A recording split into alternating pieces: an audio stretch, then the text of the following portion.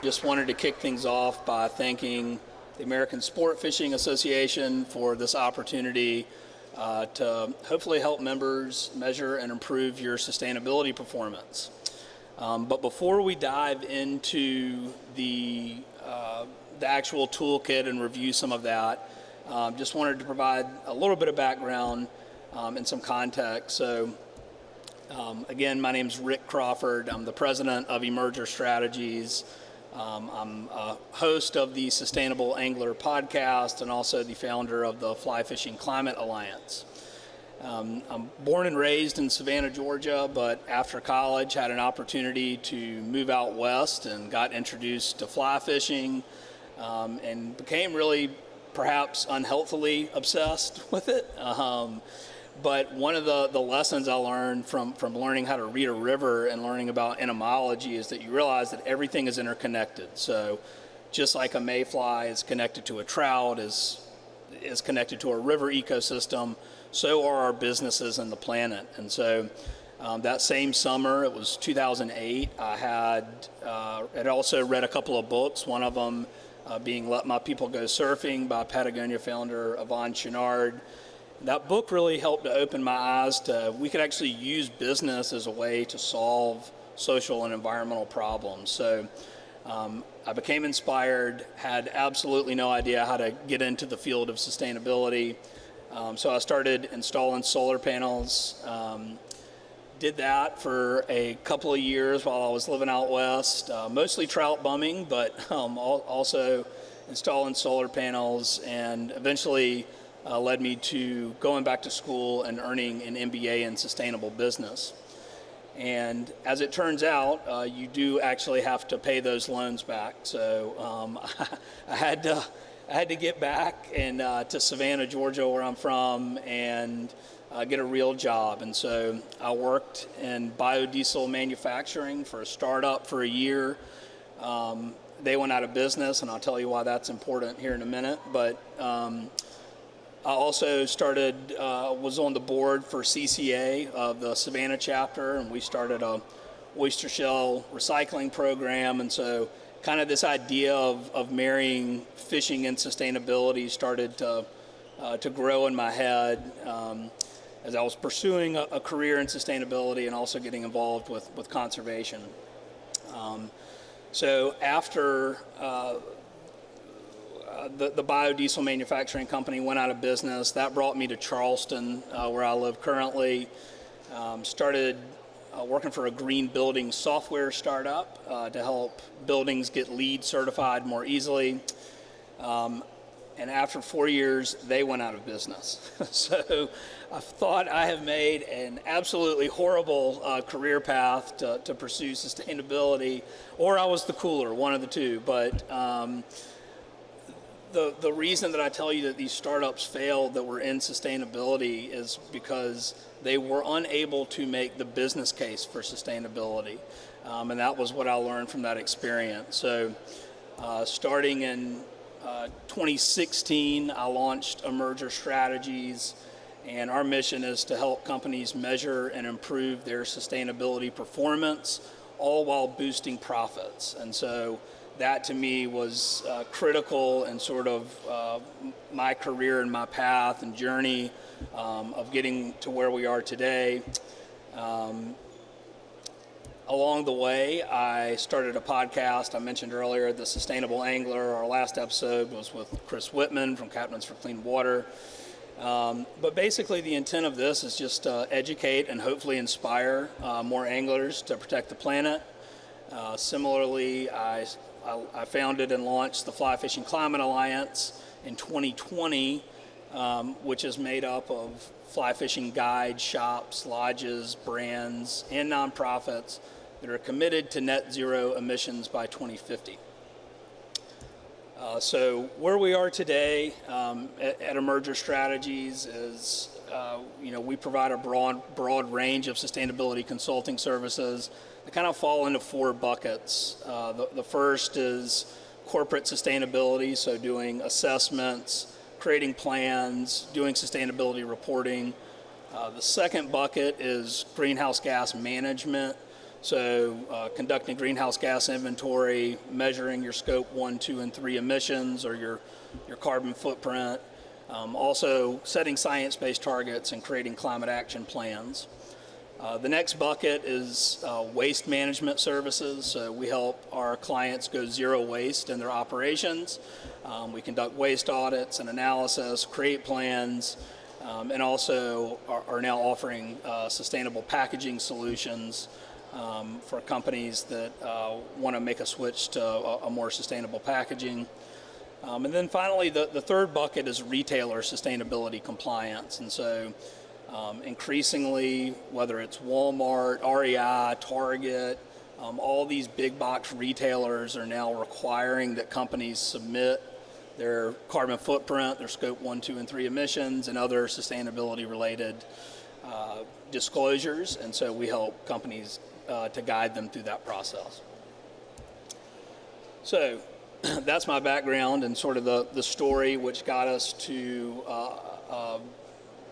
working with the American Sport Fishing Association to develop this sustainability toolkit. And so, from what I found from my own experience of getting interested in sustainability and then kind of teaching myself, I now have some other certifications and MBA in sustainable business, but it's a very confusing landscape if you don't speak this language. And so what we tried to do with this toolkit and ASA, Rob and his team did a great job of simplifying what I was trying to communicate, but this is something that can be used by any business, any size business, and is hopefully a way to clarify and answer your questions about how do we adopt more sustainable business practices, and more importantly, why do we want to do that?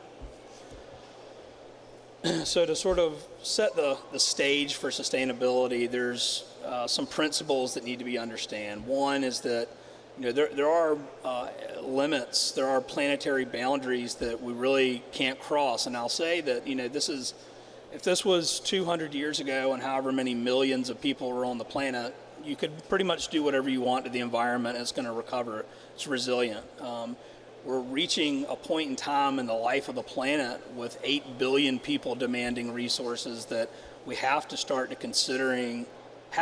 consider the environmental impact as well as our company's impact on our communities and societies where we operate. It's called the Natural Step Framework, and so they looked at it from a science-based perspective, and some of the key findings from a framework to look at this from your business is, our planet provides us with fresh air, with clean water, it produces food, it allows us to have a high quality of life. But as I mentioned, as our population has reached 8 billion going on 9 billion, and putting a demand on those resources, now we really need to start paying attention to what our impact is. So it is essentially saying that nature can't continue to systematically increase concentrations of substances from the Earth's crust, or producing plastics, or degrading the Earth through deforestation, and that people are able to meet their basic human needs along the way. So another question that I get asked often is, well, what exactly is sustainability? What does that mean? And so the most common definition of sustainability came from a report in 1987, Our Common Future, by the Brundtland Commission, that says sustainability is meeting the needs of the present without compromising the ability of future generations to meet their own needs. So that's kind of from a development, kind of a big picture standpoint, but what does it mean for businesses? And the way to think about it from a business perspective is that instead of only measuring your economic performance, you also start to measure your social and environmental performance. That is called the triple bottom line, or I'm sure you've heard the phrase people, planet, profit. And so your business is operating within a system that operates within society, that operates within the bigger system of the environment. And so it's just acknowledging that your business has an impact, and what kind of impact do you want it to be? So another question, I work with companies in the fishing industry and fly fishing industries. That's kind of where I got my start, trying to measure what I'm passionate about, or marry what I'm passionate about. which is fishing and sustainability. But I give these talks to other industries and other organizations, and everyone wants to know, why are other companies starting to adopt sustainable business practices? And one of them is risk mitigation, right? And so climate change is a big reason. If you don't understand the implications that the effects of climate change can have on your supply chain, for example, then you're not effectively measuring risk within your company. Similarly, employees, they want to work for companies that align with their values. Your customers, they want to support brands that align with their values. Another big driver, as I mentioned, is big box retailers. Walmart, Target, REI, Costco, Sam's Club, to name a few, are now requiring that companies submit their carbon footprint information. And also, more importantly, that you're not only measuring it and submitting it, but they want you to be able to demonstrate improvement on that. And then the third is, or not the third, but the next is regulations related to sustainability. So, California leads the way in the United States in terms of the first state to start enacting some of the stuff, but companies of a certain size are going to have to start submitting their carbon footprint information. In California, if you're a publicly traded company, similarly, Scope 1 and Scope 2 emissions, the SEC is now requiring that you submit that information. So the point is that from a regulatory standpoint it's coming, retailers are enforcing it, and ultimately your customers and employees want to see it. Finally is access to capital. So as more investors start to align their portfolios with companies that are environmentally responsible, you can accelerate your access to capital by demonstrating that you're measuring and improving your sustainability performance. So that brings us to sort of my specialty and why I enjoy doing what I do. One of the reasons is helping businesses understand that there is a very real business case for this. Regardless of whether you're unsure, you're thinking, how can this really help my business? Conserving resources is going to reduce your cost. So no matter the outcome, if that reduces your carbon footprint, that's great, but at the end of the day, it reduces your cost. It also drives innovation. I been walking around kind of looking at products and packaging, and was just over at Scientific Anglers at their booth, and they had replaced their plastic spools for their fly line with FSC certified cardboard replacement for that. The benefit of that is that it's a natural product, that if that flies out the boat or it can be recycled, it's just a better way to do business and drive innovation on that front. The other reason to adopt sustainable business practices is to enhance your brand reputation. And I'll get into some examples about these here in a minute, but also increasing your brand loyalty as well as attracting and retaining talent. So within the ASA Sustainability Toolkit, which, by the way, if you haven't checked it out, it's on their website under the education portal. But we put a couple of case studies in, and one of them was AFCO. And so they've done a really great job of diverting waste from the landfill in their operations. They've also incorporated recycled material into their product lines. Inherently, a recycled material is going to demand less energy, so it typically has a lesser environmental impact. But for them, what it did for their business is it helped them with retaining their employees during a difficult COVID period, because they had their employees engaged and working on their waste efforts in ways that they can improve their business. And it's just a way to, because your employees want to work for a company that aligns with their values, it gives them another reason to want to do a good job for you and work even harder, even during difficult times. The next case study that we did in the toolkit is with Z-Man Fishing Products. So they're a client of mine, and obviously I'm pretty sure everyone knows Z-Man, but basically I had come in, worked with Daniel to do a sustainability assessment of their business. Through that process and collecting data, found out that they were spending over $80,000 a year on their power for purchase electricity, and they own the building. So it made sense for us to explore solar, and for them, it made a huge difference in their business. And this is what I mean by making the business case. This is the best case scenario, but they not only eliminated a power bill of 80 grand a year, but they created a new revenue stream because the power company is paying them for the excess power that they generate.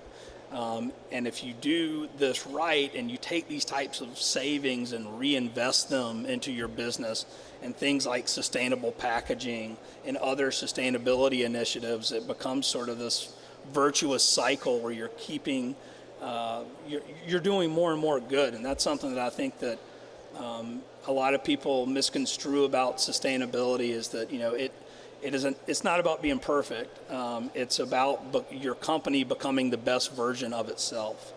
And so, yes, you're going to make mistakes. Yes, you're going to generate waste. Yes, you're going to have a carbon footprint. But it's about, hey, we're trying to make it. We're trying to do a better job, and that is what resonates with customers. That helps build trust with your customers when you can admit your mistakes or come out and say, we know that we're not perfect, but here's what we're doing. So I would encourage everyone to start talking about sustainability with your customers. But again, back to the business case. There are some amazing financial incentives. There's a website. Links to all these are in the toolkit, but DSIRE. You can type in your zip code, and it's going to show you every state, federal, energy efficient or renewable energy incentive that's available. Through the Inflation Reduction Act for small businesses, you've got things like commercial clean vehicle tax credit, so electric vehicle. It's a way to, I think it's a $7,500 incentive if you buy a EV. Similarly, if you're owned a building, there's an energy efficient commercial building tax deduction, as well as some things through Energy Star. So there's lots of ways to incentivize taking action on some of this from a business perspective and from a sustainability perspective. Which brings us to sustainability assessment and reporting. So as I mentioned earlier, I give these talks in different industries around the country, and probably the most common question I get is, okay, for whatever the reason is, we know that we need to adopt sustainability and more sustainable practices. How do we measure it? How do we put numbers behind this? And so that's what a sustainability assessment will do. I've got a simple one that's on my website. I'll share a QR code here in a minute. It takes less than 5 minutes, but essentially anything you answer no to, it's performing a gap analysis, going, if we're not doing this, here's some things that we need to do to start to measure, create baselines so that you can measure your progress going forward. Similarly, there are other assessments like the Future Fit Business Benchmark, and I'm sure y'all have heard of B Corps. They have a great one, the B Impact Assessment, but that one is, rather than the 20 questions in the basic sustainability assessment, that's hundreds. And if you're a small to medium enterprise, you may not have the resources to complete that. So I recommend starting with a basic tool, and if it becomes ingrained in your company and culture, you can consider moving up to some of these others. But similarly, you also want to use a reporting framework so that you can report consistently over time to your customers what you're doing. In the U.S., the most common one is the GRI, the Global Reporting Initiative. That's what most companies use, but you have others here as well. I'm going to leave this up here for a second. If anyone wants to scan that and go through that, you can answer that relatively quickly. They're all yes, no's. And if you hit submit, then I will send you an email with an actual report and some concrete next steps your companies can take to start measuring and improving your company's sustainability performance. And I left some handouts too. This QR code is on those as well here at the end of the tables if anyone wants one.